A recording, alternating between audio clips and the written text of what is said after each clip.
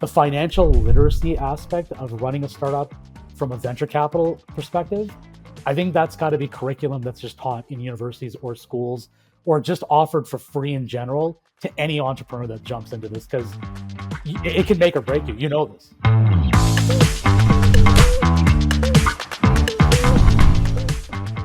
What is it about this sort of, I don't know if you would call this a deep tech play or not, but what is it about this sort of,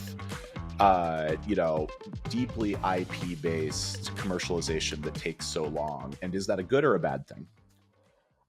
So I think in my case, because I had never run a software company, a lot of this timeline was basically my own doing, figuring out, hey, we've got a platform technology that can operate pretty much in any sector. In the first 2 years, all I was doing was, and I think I've pitched Bitnobi in the first 2 years at least 300 to 400 times. And I'm not even exaggerating. There may even be Amazing. more. But we were doing this across defense, finance, healthcare, and even government. And what I didn't appreciate at that time was the sales cycle for government and healthcare, brutal. It takes a lot of time. But then fintech was very interesting because we were able to move a little bit quicker. But then we ran into bottlenecks where, in the case of one customer, we were having a conversation. We are almost there, but one of the people around the decision table said, "No, we can't take this on because we've already invested $20 million in a data encryption technology." Fast forward to today, that data encryption technology is no longer relevant, nor is it even used. So you run up against these hurdles that you just don't know. And I think the other thing that, in terms of that long timeline, Bitnobi was bootstrapped from day one. Like, we only took about, I'd say, 125 to $130,000 Canadian of private investment. Everything else was bootstrapping, whether it was Amazing. contracts, government grants, whatever it is. And we knew we were getting there. Now, I think if I look back at it, there was a period of time, and this was between 2019 and 2020, where we knew what we were working on was working. And it was at that point in time where we should have taken the venture capital money to really get this thing scaled and kind of give it the rocket fuel that it needed. You don't know what you don't know. We continued bootstrapping, and it got to a point where the revenue started stagnating and kind of stayed at the same level. And it was at that point in time where I said, well, the only way for us to grow now is going to be at least looking at a strategic partner. And that's where we started talking to Myant. And just for your knowledge, Myant's like this multi-purpose technology company that has tentacles in advanced materials and Yep. healthcare. And they saw this and said, this fits, one of our pillars, which is the ability of sharing our healthcare data or our advanced materials data with third parties and vice versa. So all that to say is, late last year, the company got acquired. Things are being moved over to the company in terms of onboarding. But that timeline is basically what I'm telling you. What that timeline is, it was a combination of bootstrapping and testing out what was going to stick to the wall. And the reason why we ended up picking healthcare was we were picking up steam in that industry with different partners, and those partners had the funding that we needed to continue adding the bells and whistles that were required for the platform to kind of grow. And if you had to pull out like three really important lessons, they could be things you would have done differently. They could have just been observations you want to share, based on the journey, based on Bitnobi's journey. What would they be? I think the first one would have been, pick a market, own it, and if you burn up in flames, that's okay.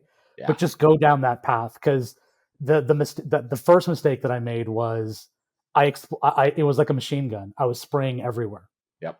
and I was hoping for something to stick on the wall. And in some cases, different things stuck on the wall. So I think lesson number one for me was research the market that you're going to go into, and then just own it, regardless of what happens. Just own it. That way, you build knowledge along that vertical. You build relationships, and maybe the spinoff can pivot into something else. That's lesson number one. Lesson number two: do not pin your hopes up on strategic partners, um, and assume that they're going to drive you to revenue generation. Strategics play a very important role in terms of guiding you on the technology road, but you can't expect them to sell your solution and help you generate revenue. I think that was a mistake that I made kind of midway through. There were a couple of strategic opportunities, and I basically I pinned the cart to those horses. You But thought it unfortunately, was channel. You were like, oh, they're going to pull me through. 100%. They've got distribution. That siren song, yeah, that's a tough one. 100%. And then the third one is, you can bootstrap and run a business. And I think you hear it in the news these days with all the tools that are out there. These SaaS companies that have 5,000 employees, now that same software could be built with a team of 10, et cetera, Sure. et cetera. Having said that, I think there's always a time for venture capital money, and I think you have to know once the recurring revenue is coming in and you figured out the nuts and bolts on how users are using your platform. That's the point where, or ideally a little bit before that, that's when you need the rocket fuel to grab a couple of $1 million and say, I need people that are excellent at sales and marketing. I need to beef up my team, customer success, whatever it might be, and now turn this into the SaaS that hits 5 to 10 million ARR, and then you go down that path of venture capital activities. So I think, I by the way, think I want to hit on that. Like, that's really important because I think a lot of people conflate venture capital with things like grant funding, if that's their background, or, secured loans, if that's their background, whatever it is. But it's a very, very different mechanism, and it's very, very expensive, and it is designed for hyperscale. So, like, how do you that's a great lesson, but how do you teach that? How do you embed that in a team that, maybe has received most of their grant funding from some combination, or their funding from some combination of salary and grants before? I remember having this conversation with the current chief operating officer of Rose Rocket, Mike Betts, and I remember he was sitting down with me one day and he was telling me, if you're going to take venture capital money, you need to think like a banker. And the moment he said that phrase, it clicked.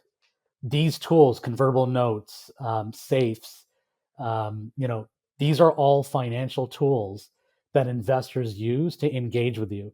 You have to understand the nuances and how it impacts your decision making down the road. And let's face it, between you and me and the audience today, creative control becomes a part of this, because at some Yes. point in time, you will lose control if you keep going down this path of venture capital funding. And if it keeps the rocket moving and everything is hitting on all cylinders, great, that works out. But there are situations where the new investors that come on board, physically the board of directors, they may tell you to go one way when originally your idea was, I got to go in this That's direction. right. And so, um, And you're not thinking going to like win at that point. yeah, thinking like a banker is actually a phrase that I use with a lot of the startups, because they're like, well, we'll take your so you test offers anywhere from 50 to $150,000 Canadian in the form of a safe, and our safe is like very similar to the Y Combinator safe. Yeah. We've got a valuation cap, a maturity date, and a discount. That's it. Those are the terms, and they're like, yeah, well, we'll take this, and we'll run with it. And then the maturity date hits, and they come back and they say, well, we need 6 months. We need a 6 more months or 12 more months to raise the funding. And what I would typically tell them is, look, when you needed the money, you came to us. These were the terms.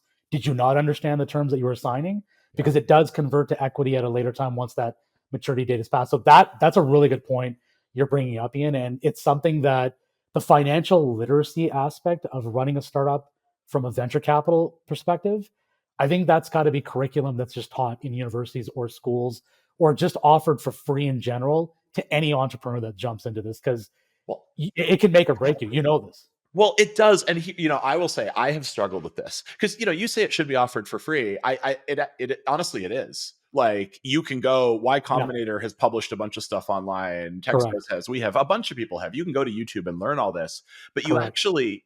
you actually still have to know what you're looking for. You have to have a framework, and I will say I have rarely come across someone who has actually internalized the relationship between different types of capitalization and funding and their startup until they've tried to do it. And I like, if somebody solves that problem, I will like go give them a giant hug, because it's this huge knowledge gap, but I almost everybody I know has learned either by being burnt or by Yeah, growing up in an environment where, this is just like in the air. and I think 90% of them are the people that have been burnt once, Yeah. and then their next startup, they know how to play the game.